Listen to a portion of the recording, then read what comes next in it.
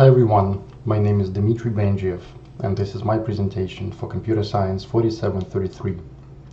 And the topic I chose today is probably an all familiar one. It's called the digital addiction and always increasing screen time for children in today's society. There are a lot of electronic devices available to children today. A lot of the children get introduced to a form of personal device as early as 3, 4, 5 years of age. Soon after, most of them will tell you that their world cannot exist without having access to internet, tablets, and smartphones. Despite providing endless hours of educational content, too much screen time can be hurtful and lead to negative consequences. There are several reasons, in my opinion, why the overuse of smartphones and personal electronics is damaging and possibly toxic.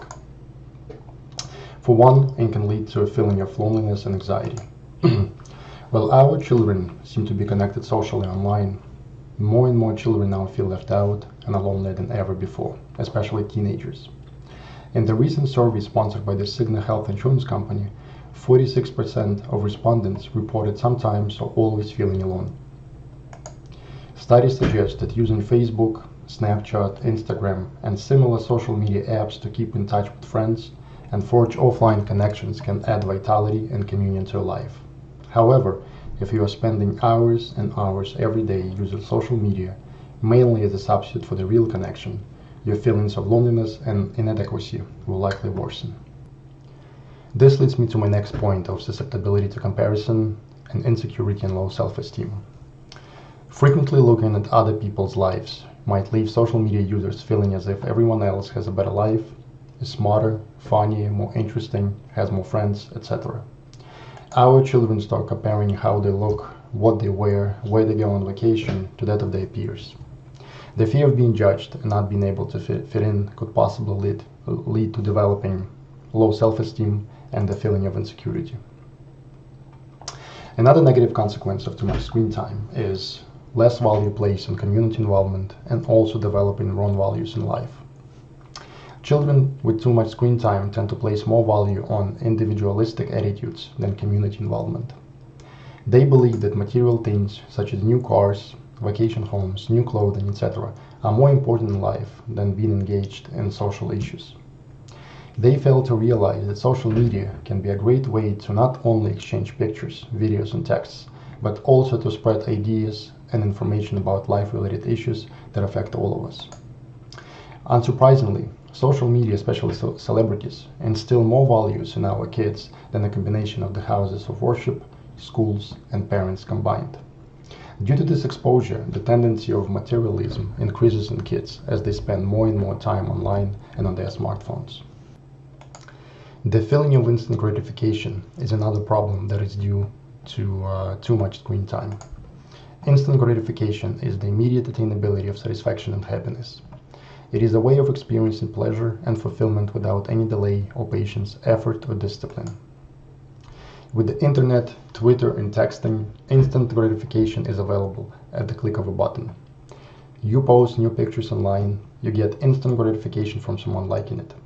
You want to talk to anyone, you can do it by just sending a text, and they'll respond in a few seconds. All of this gives users a false sense of fulfillment.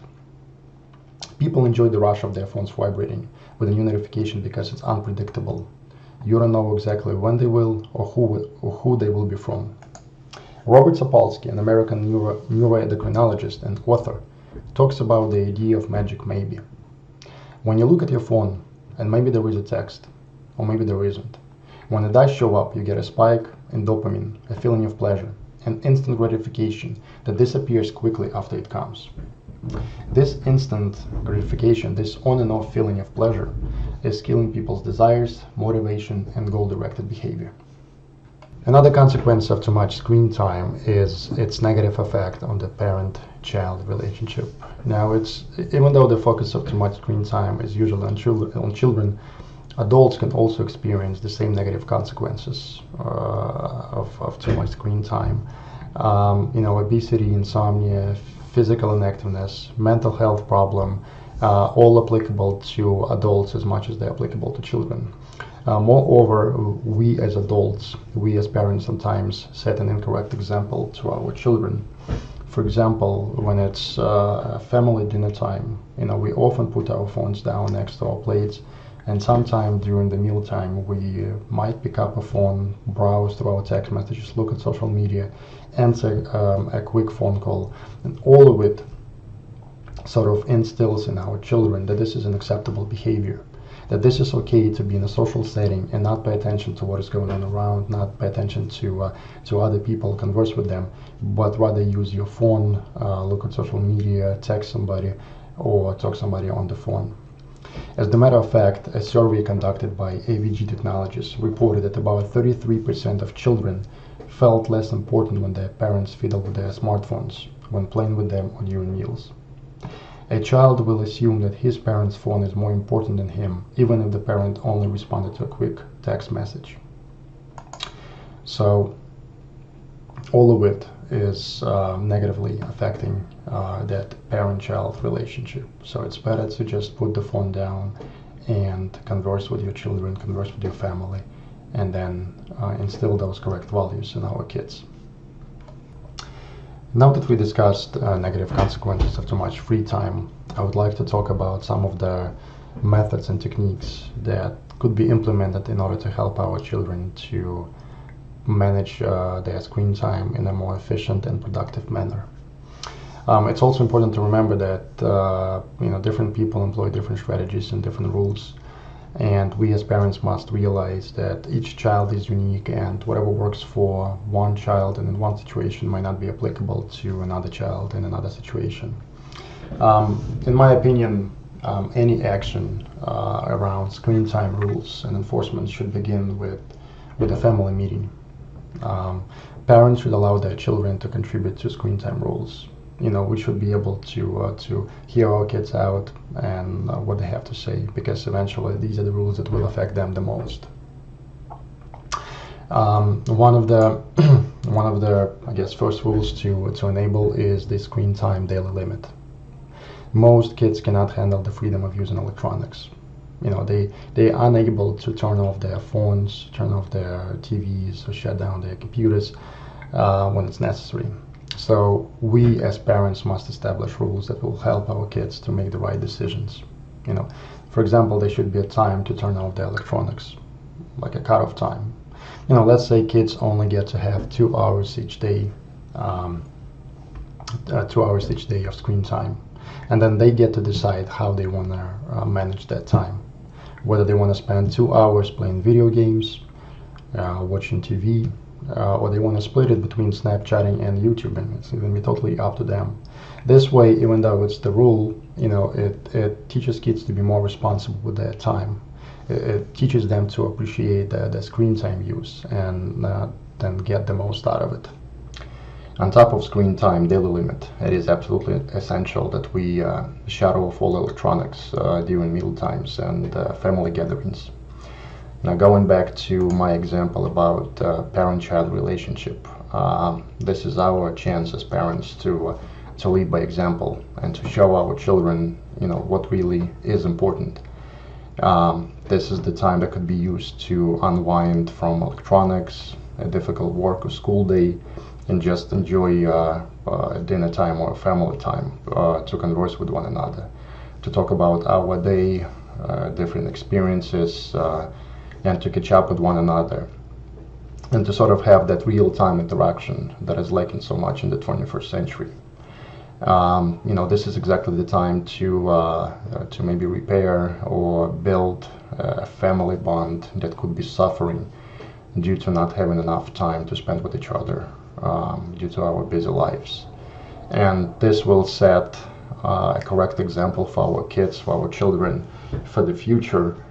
When they grow up and they start going out to different social events,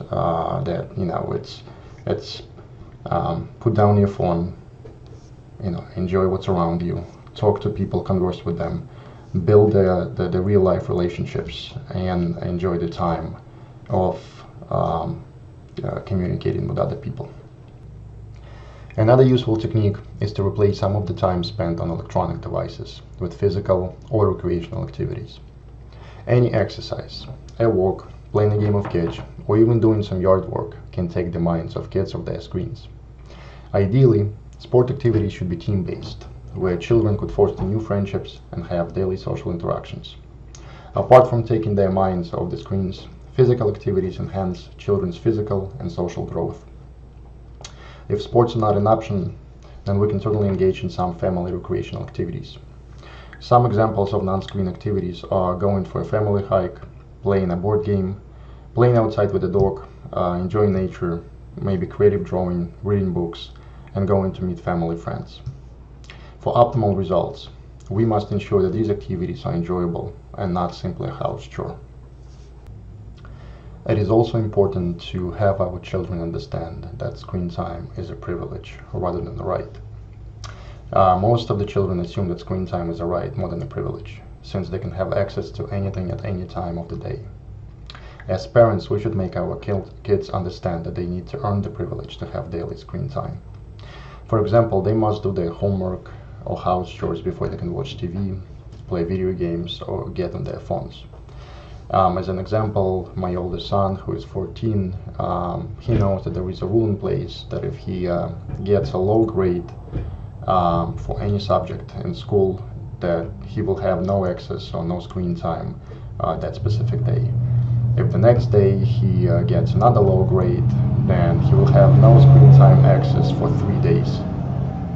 So this way, it kind of teaches him to understand that his screen time is not a right, it's a privilege. If you do well on all other responsibilities that you have, if you get good grades, right, all house chores are done, then and only then you can have screen time access. And this concept also helps them understand the value of delayed gratification as opposed to instant gratification that we spoke earlier, and also impulse control. Another simple rule that I employ in my household is no screen time until you have read the book for 30 minutes or more.